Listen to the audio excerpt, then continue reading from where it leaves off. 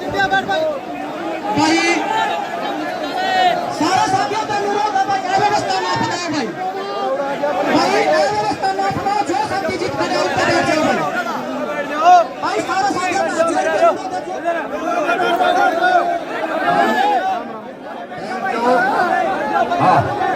भाइयों बैठ जाओ।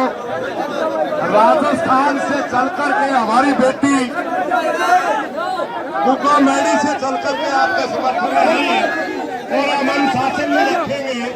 तो ये राजस्थान में जाकर के क्या बताएगी कि हरियाणा में गई थी, वहां लोग कोई किसी की सुनने को तैयार नहीं। बैठो आप, बैठो भाई सारे साथियों का अनुरोध है जो साथी जीत करे एक बार बैठ जाओ हाथ जोड़ के अनुरोध है भाई सारे साथियों का जोड़ के अनुरोध है भाई बैठ जाओ भाई पैरियों पर भाई। जो जरूरी बात था मैं सुन गए, जरूरी बात था मैं सुन रहा, एक बार के जाओ ना, साइलेंट हो जाओ जमा। बात सुन लो भाई, आज पूरे हरियाणा की निगाह इस जगह पर टिकरी है कि उड़द के फैसला लिया जाएगा और हमने क्या करना है। चलो एक मिनट, हमने क्या करना सर के फैसला लिया जाएगा तो थोड़ा सा अनुशासित ढंग है भाई। सबसे पहला काम सुपा था इस गांव ने, जो गांव था वो तारा घंटा 2 घंटा में आकी और इन बुजुर्गों के बीच में आपकी जो भी मनसा है वो बीच में धरते ताकि शाम ने 5 बजे ताई जो प्रदेश का जन जन बच्चा चावण लग रहा है कि हमारा तो रखे काल आओगी लक्ष्मण की डाणी तक, वो काल यो धरना दे शाम ताई 5 बजे ताई। उसकी चाहे प्रेस कॉन्फ्रेंस का माध्यम था, चाहे हमारा नेट बंद कर दिया हो, हम इतने आदमी से कोई जरूरी को नहीं हरियाणा के घर करता ही अपनी बात पहुंचा जाए फोन कर भी। वो अच्छा होगा पहले गांव आपकी बात बतला की और की न्यू का भाई हम इस व्यक्ति का न्याय का खातर किससे का दबा नहीं गए, किससे का डरा नहीं गए, किससे कितना टकराना पड़ जाओ। अच्छा आंदोलन करोगे तो उजाड़ वो आंदोलन फ्री में कोई हाथ नहीं कोई कदे एक गांधीवादी तरीके सोची जाओ।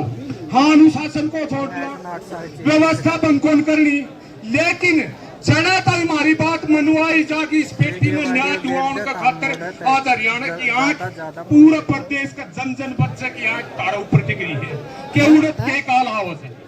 तो भाई एक बार गांव वाले इकट्ठे हो जाओ उड़द जाके, सबसे पहला काफी हो। हेलो हेलो भाई सारे भाइयों का हाथ जोड़ने प्रार्थना, हमें बैठे नहीं सकते तो फैसला के लोग ये भाई यार बेइज्जती कर रहे तारी खातर आ रहे तो हमें बैठ के जाओ और कैसे कर सकते हमें अपनी अपनी जगह सारे भाई बैठ जाओ। सारा देश तारी खातर बोलेंगे क्या गया तो हमें बैठते हैं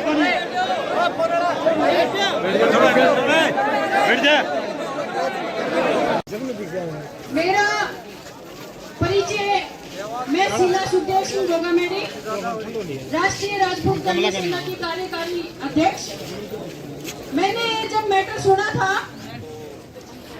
तो मुझे पहले तो समझ में नहीं आया कि कोई आदमी इतना क्रूर कैसे हो सकता है, लेकिन जब मैंने इसकी पूरी वीडियो देखी तो मैं आपको बता दूं कि कल लाइव भी मैं आई थी और प्रशासन के काफी सारे फोन भी मेरे पास आए कि मैडम आप मत आना। तो मैंने कहा कि देखो क्या पता कोई और प्रोग्राम होता या फिर कोई और काम होता तो मैं न आती, लेकिन एक बहन को बहन की जरूरत पड़ी है तो मैं 100% आऊंगी वहां पे। आपको बता दूं कि मैं रिवासा गांव की हूँ, रिवासा गांव मेरा है और शादी मेरी राजस्थान में हुई है। तो जब मेरी बहन को मेरी जरूरत पड़ी तो मुझे कुछ भी समझ में ही नहीं आया और मैं बिना आओ ताओ देखे मैं वहां से निकल गई। और मैं आपको बता दूं कि पहली बात तो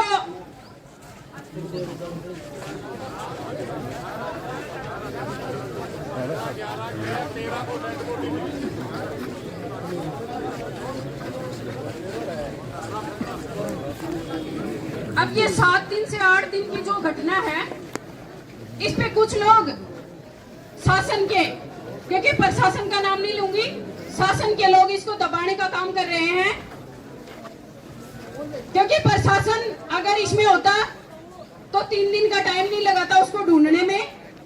इसमें काफी लोग शासन के भी मिलेंगे और मैं उन लोगों को चेतावनी भरे शब्दों में कह देना चाहती हूँ कि या तो सरेंडर कर दो, क्योंकि जब तक तुम्हें जूत नहीं पड़ेंगे तब तक तुम सुधरोगे नहीं।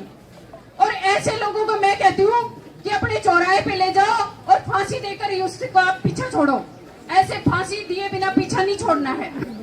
क्या आप लोगों को पता चला है अभी तक कौन कौन लोग हैं? तो प्रशासन भी इतना ढीला क्यों है समझ में नहीं आ रहा।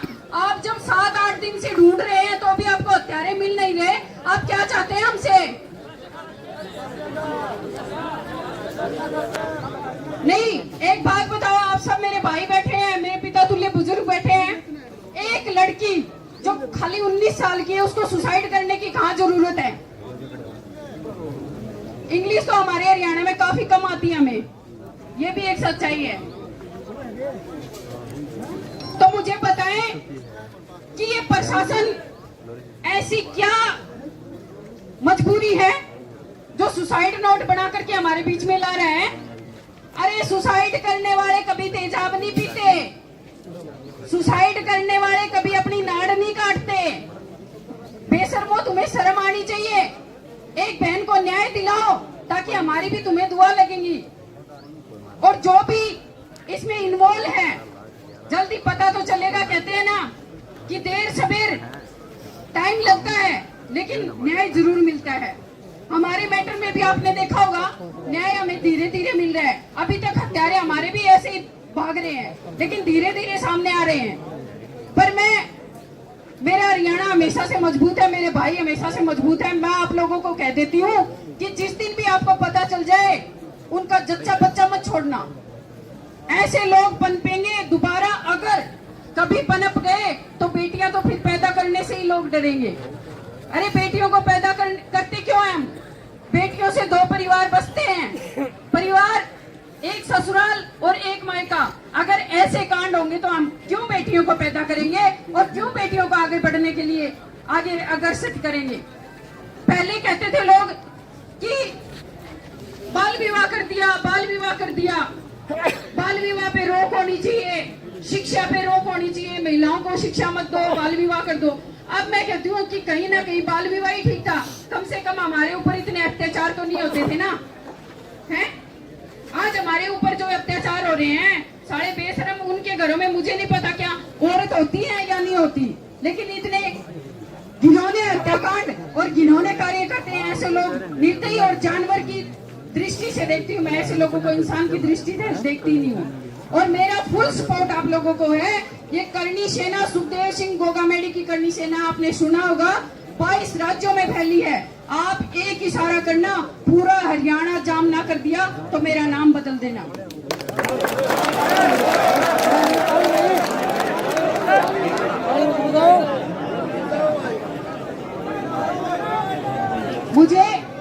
मैं आप भाइयों से हाथ जोड़ के विनती करती हूँ, मुझे तालियों के लिए मैं यहाँ नहीं आई, ताली बजाने के लिए मेरे पास बहुत है और मैं पास।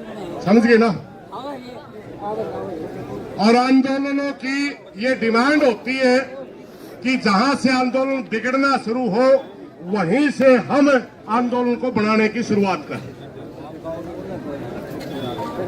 सबसे पहले पूरी पंचायत के सामने मैं 2-4 बातें रखूंगा भाई, और आप पूरे होश हवास में बताना। न्यू नहीं कि भाई एक ने हाथ खड़ा कर दिया, दूसरे ने भी हाथ खड़ा कर दिया, तीसरे ने भी। समझ में नहीं आवा तो नाट भी सको। कल जो प्रशासन की तरफ से बयान आया, क्या ये पंचायत उस बयान को जायज मानती है, नाजायज मानती है? नाजायज मानती है ना, क्योंकि अब सुनने में सीआईडी वाले भाई भी सुनते होंगे नाजायज क्यों मानने हैं, मानने आड़े पाया करे, क्योंकि उनकी ड्यूटी है। अपने आकाओं के पास बात भेज दो, हम नाजायज क्यों मानते हैं, कारण भी होगा। हमारी बेटी के साथ जो घटना हुई उसका एक पोस्टमार्टम होता है भिवानी के अंदर, और भिवानी के पोस्टमार्टम के अंदर सोशल मीडिया में कमेटी के लोगों के ही बयान चलते हैं कि 85% हमारी बेटी का गला काटा गया था, मात्र 15% बच रहा था। यही चला था ना। गला काटने के बाद ये बात चली कि उनके ऊपर तेजाब फेंकी गई थी, यही आई थी ना। तीसरी बात चली थी कि उनके गुप्त अंगों के साथ भी छेड़छाड़ की गई थी, उनकी बच्चादानी गायब थी, ये भी चली थी ना।